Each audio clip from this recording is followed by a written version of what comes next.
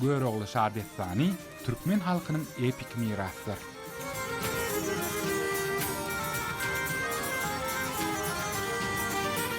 Edebi ýadygärlik Şadetlany we taryh şahsyýet Göýrogla tütüş dünýäde gyzyklanyp gelipdir. Yerli we daşary ýurtly ýazgyjylar alimlaryň bu gymmatly eseri ul ünsü onuň milli we dünýä edebiýatynyň ösüşine täsiri bilen baglanyşyklydyr. Şadetlanyň belent dünýä garaýyş we soňy bilen dürli dillerde aýdylmagy onuň giňden meşhurlygyna getiripdir. Göýrogly Şadetlanyň günnäger ýurtlarynyň edebiýatynyň ösüşine täsiri dürli halkara maslahatlaryny ara alyp maslahatlaşylypdyr.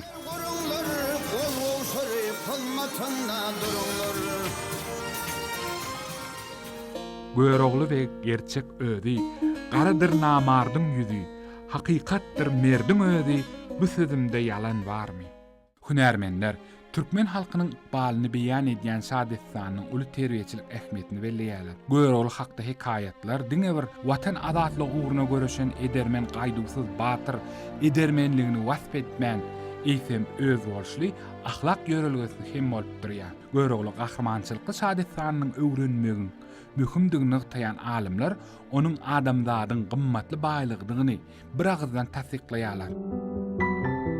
Göýrogly Şadetlanyň has irki döwürde 1832-nji ýylda ýazylan golýazmasy Paryжyň Milli Kitapxanasyna saklanýar. Şadetlan türkmen diline bir näçe gerek neşir edilipdir. Onuň birinji neşirini belli türkmen ýazgysy we folklorçysy Ata Gowşudow tarapyndan taýýarlanypdyr. Mundan gitseň şähri bolsan baryp git. Hak adyny gorsoňa salyp git. Aşyk aýdyň pirden ruhsat alyp git. Ondan ruhsat alman gitme Göýrogly. Defane bellenşi ýaly Ağa Ýunus Periýiniň Göýrogly wege berýän maslahaty esasynda Göýroglyny aşyk aýdyň pirden ak patasyny almalygyny aýdýar. Aşyk aýdyň pir bagşy tanrynalaryň piri hasaplanýar. Onuň kümmeti Daşoğuz welaýatyna ýerleşýär. Aşyk aýdyň piriň kümmetiniň golaýyna dutaryň hem uly ýadygärlik oturdurypdyr. Göýrogly Şadetlanyny agzalýan ýerleriň atlary şol sanada keramatly ýerler biziň Daşoğuz welaýatymyzyň çägine gawat gelýär. Şol sebäpden hem Daşoğuzly desançylar Göýrogly şahalarynyň bir näçe desanlar ýerine ýetirip ýurdumyzyň we kowmdaş milletlerimiziň arasynda adygandyr. Asyrlar boýy bu gahrman barada rowayatlary nesilden nesile geçirip gelen türkmen bagşylary onu giňden ýaymakda ummansyz uly işler bitirdiler. Ortabatırlar deyip ştaýda. Ey bar Hudaýa, bu döwleti onuň öňüň bersen bolsa ekeni.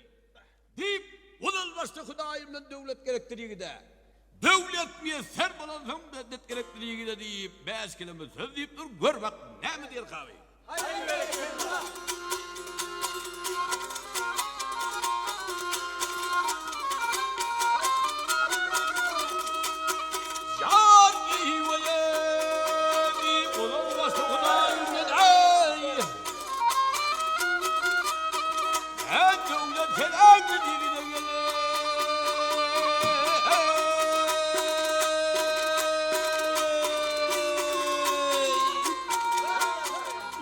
Aňyrty bagşylardan gaýdýan Daşoğuz welaýatyna doglan pelwan wagty Göýrogly Şadetlanyny has köp bilýän eken.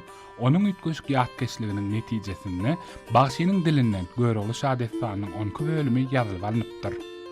Şadetlanyň rowayatynyň bölегini Göýrogly gaýduksyz batyr we adalat gorokçysy bolsa aýdymlaryny ol. Duýgulary üçin şahyr hem hazırna.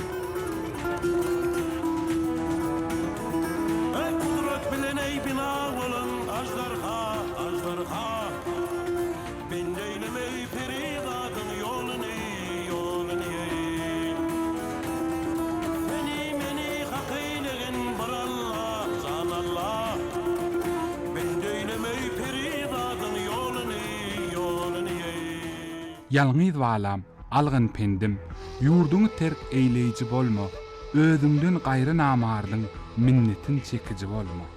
Jygaly bek, övüş, mihman gelse etkin söwüş, döwüşden mert bilen döwüş, namardy gowalaýjy bolma. Göýrogly Şadetlanyň gahrman Jygaly begiň watan söýjüligi, mertligi, parasatlygy her birimiz üçin misalarlydyr.